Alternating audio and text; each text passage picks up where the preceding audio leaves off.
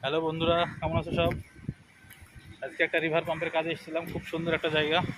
তোমরা দেখো, খুব সুন্দর একটা জায়গা। রিভার পাম্পের কাজ চলছে এখানে। আজকে এসেছিলাম আমরা, একটা রিভার পাম্পের কাজ ছিল তাই। পাহাড় থেকে ঝর্ণাটা নামছে। নদীটা খুব সুন্দর একটা নদী, হালকা স্রোত আছে।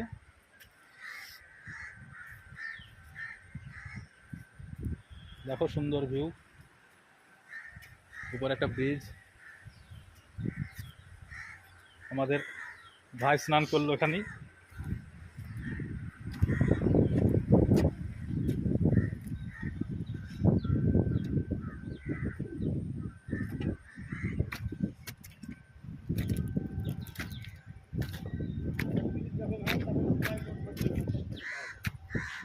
হালকা